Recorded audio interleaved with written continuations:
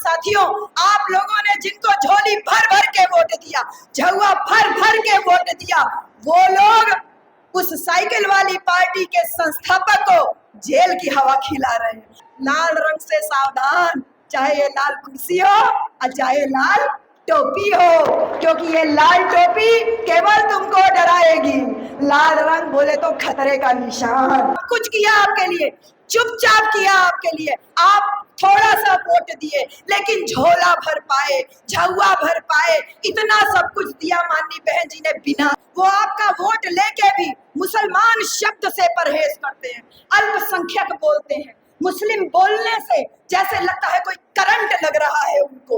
Vote चाहिए आपका, लेकिन मुसलमान समाज नहीं बोल। मेरे मुसलमान साथियों, आपको क्या चाहिए? आपने मांगा नहीं, बिना मांगे आपकी बहन ने दिया 15,000 रुपया और एक साइकिल की व्यवस्था माननीय बहन जी ने मुसलमान समुदाय की बेटियों के लिए। देखते देखते हज हाउस बना, जहां पे आप हज करने के लिए जाते हो। विशेष तौर पे उर्दू टीचर्स की भर्ती माननीय बहन जी के शासनकाल में की गई। जय भीम, जय भीम, जय भीम। आज बहुजन समाज पार्टी के तत्वाधान में जो एक दिवसीय कार्यकर्ता सम्मेलन रखा गया है, इसमें क्योंकि ये फूलपुर पवई विधानसभा शुरू से ही क्रांतिकारियों की धरती रही है, जहां पर जब शुरू में बहुजन समाज पार्टी स्थापना के साथ 3 सांसद और 13 विधायक जीते थे, उसमें से जो एक विधायक थे वो माननीय रामकिशोर यादव जी, वो इसी फूलपुर की धरती पे से थे। तो पहले ही फूलपुर की धरती बहुत रिच है, बहुत फर्टाइल है, बहुत उन्नत है। और आज इस विशाल कार्यकर्ता में जो तमाम हमारे मुसलमान साथी यहाँ मौजूद हैं, आप सबको स्पेशल संबोधन करते हुए मैं आप सबको इतना जरूर कहूंगी, थोड़ा सा 5 मिनट का समय आपके लिए स्पेशली निकाल के लाई हूँ कि माननीय बहन जी की नीतियों में, बहन जी के कथनी और करनी में कोई फर्क नहीं है। स्पेशली मुसलमान समाज के साथी इस बात को गौर दें, 3 जून 1995 को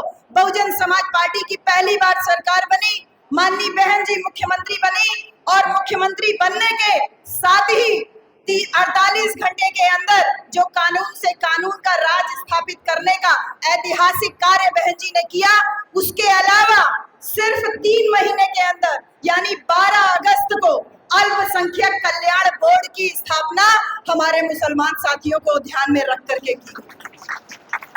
मेरे माइनॉरिटी के साथियों, आपके लिए स्पेशली 12 अगस्त को अल्पसंख्यक कल्याण बोर्ड बनाया जाता है और 18 सितंबर को ही अल्पसंख्यक कल्याण निदेशालय बना करके आपके समाज को और उन्नत बनाने के लिए कार्य किया जाता है। इसके साथ ही साथ आपकी जानकारी के लिए बता दूं, आप एक तरफा जिस पार्टी को वोट करते हो, उस पार्टी को माननीय बहन जी ने सपोर्ट करके सरकार बनवाई थी और 1994 में ही ओबीसी आरक्षण में अलग से मुसलमानों को आरक्षण देने की सिफारिश की थी। उस समय दिवंगत नेता माननीय मुलायम सिंह यादव जी मुख्यमंत्री थे, उन्होंने आपको आरक्षण देने से मना कर दिया और इसीलिए जब माननीय बहन जी 95 में पहली बार मुख्यमंत्री बनती है तो सबसे पहले उसको अमली जामा पहनाते हुए ओबीसी को अलग से आरक्षण देने की सिफारिश करती है।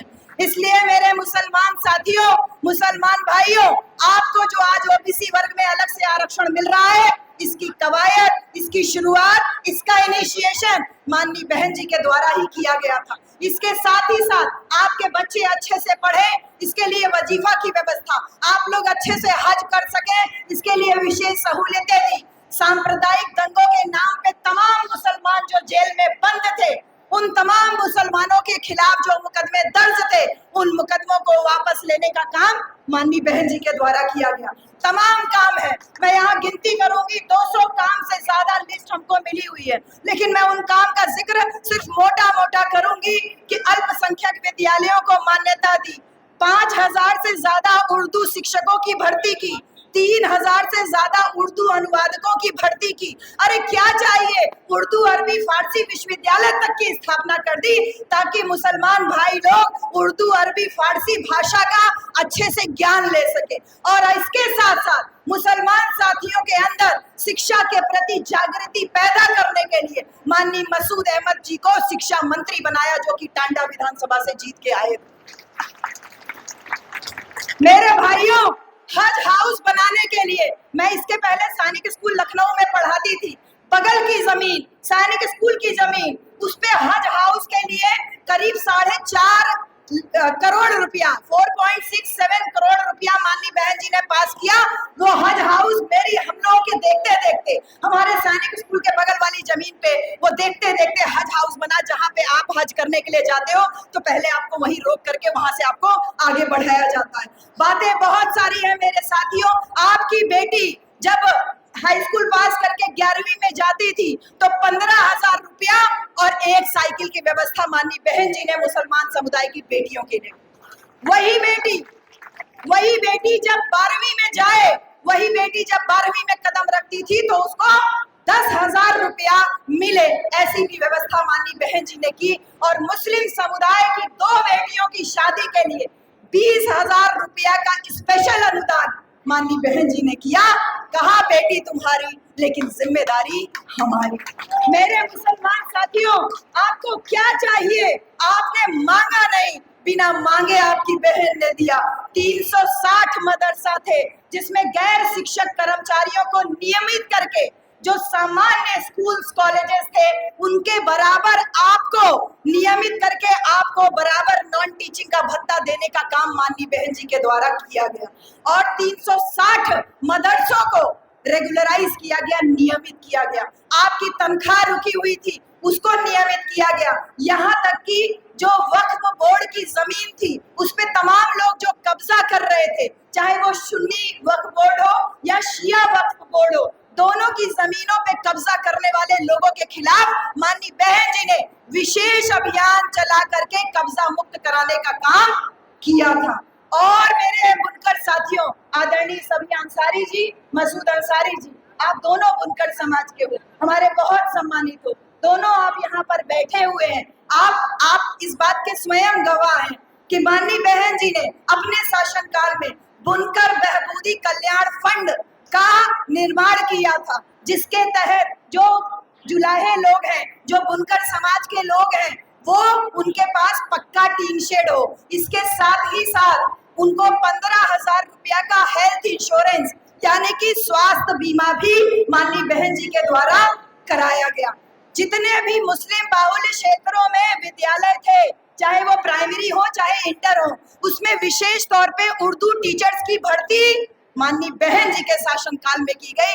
मेरा मुसलमान भाइयों से ये अनुरोध है, बात करूंगी तो पूरा दिन आपके लिए बताऊंगी कि माननीय बहन जी ने क्या किया, लेकिन समय कम है, मौसम भी मेहरबान है, इसको ध्यान में रखते हुए आप सबसे यही कहूंगी कि माननीय बहन जी ने एक मुसलमान भाई को उस समय शिक्षा मंत्री बनाया, माननीय मुनकाद अली जी हो, चाहे अभी देखिए आप लोगों ने मसूद अंसारी साहब चुनाव लड़े ही, इसके पहले भी यहाँ से तमाम साथी चुनाव लड़े, अकबर अहमद जम्पी जी को लोकसभा भेजा, हमारे सालिम अंसारी साहब को राज्यसभा भेजा।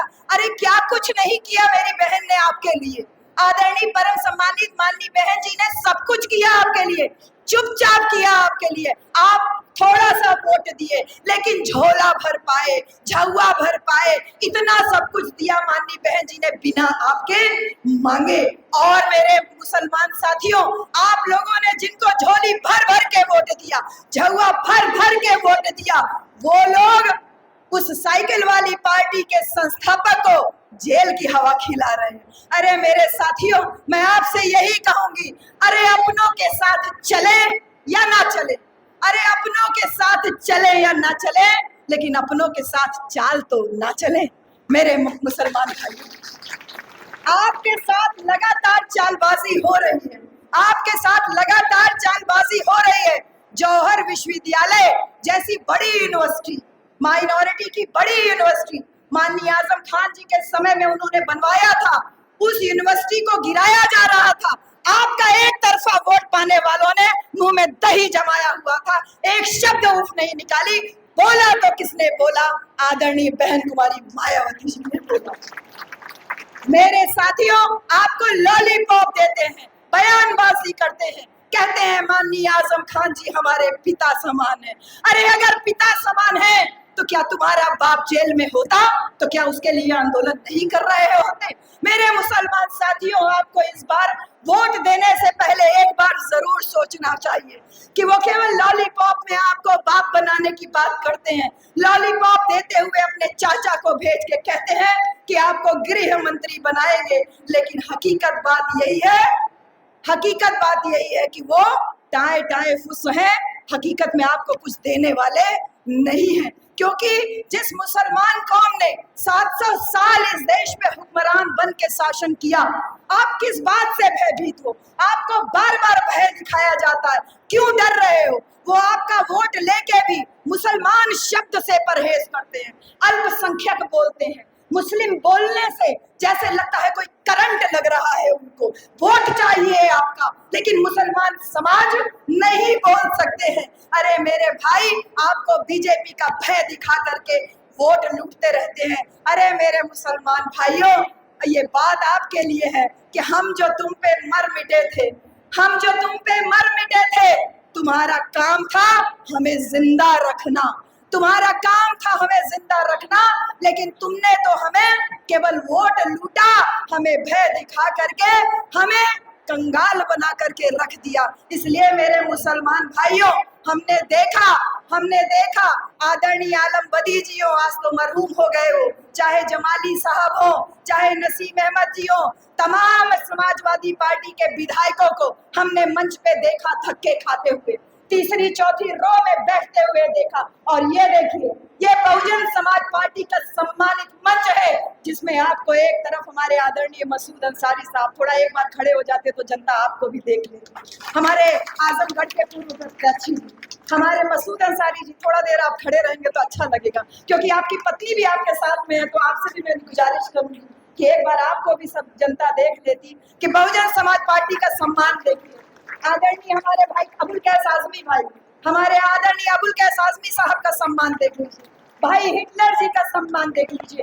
फ्रंट रो में सबसे आगे में आप सारे लोग यहाँ मौजूद हैं। क्या मैडम साविया जी, मैं आपसे रूबरू बात नहीं करती हूँ, लेकिन हकीकत है ना जो मैं कह रही हूँ। जितना सम्मान बहुजन समाज पार्टी के मंच और बहुजन समाज पार्टी की जनता ने आपको दिया, वो आपके सामने है। मैं कोई दूसरी बात नहीं कर रही हूँ। बहुत बहुत धन्यवाद। तो मेरे साथियों, ये लड़ाई है सम्मान की, ये लड़ाई है स्वाभिमान की, ये लड़ाई किसी को रोकने की नहीं है। जो मुसलमान 700 साल इस देश पे शासन किया, वो एक बार खुद को हुक्मरान बनाने के लिए वोट करके देखे। उत्तर प्रदेश ही नहीं, पूरे देश भर में हम अपनी सरकार जरूर बना पाएंगे। अपनी संख्या पे भरोसा रखो मेरे भाई। 28% तुम हो, 6% के साथ मिलके दूसरे को मजबूत कर रहे हो। 28% तुम हो, 22% हम हैं। आ जाओ साथ में, 50% से ज्यादा आप और हम मिलके हो जाए।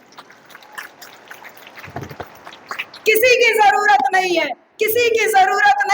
इसीलिए बहुत शान से कहूंगी, अरे पढ़े लिखे हो तो तलवार रख के बात करो। सरकार तलवार चला के बात करना चाहती है। अरे पढ़े लिखे हो तो तलवार रख के बात करो। ये ज़बान वाले ज़बान को ज़बान से काटते हैं, ये ज़बान वाले ज़बान को ज़बान से काटते हैं। इसलिए लाल रंग से सावधान, चाहे ये लाल कुर्सी हो और चाहे लाल टोपी हो, क्योंकि ये लाल टोपी केवल तुमको डराएगी। लाल रंग बोले तो खतरे का निशान। लाल टोपी वाले आते हैं, खाली डराते हैं, एक तरफा वोट लूटते हैं और लूट के ठेंगा दिखा करके चले जाते हैं। ऐसे लाल रंग वालों से मुसलमान समुदाय के लोगों को सावधान रहने की जरूरत है। मैं ज्यादा समय ना लेते हुए ये बात कहूंगी अंत में कि मेरे तमाम मुसलमान भाइयों के साथ अत्याचार हो रहा है। बुलडोजर की सरकार निरंकुश तरीके से चल रही है। मॉब लिंचिंग के द्वारा स्पेशली मुसलमान भाइयों को टारगेट किया जा रहा है। अरे मेरे भाइयों, सभी का लहू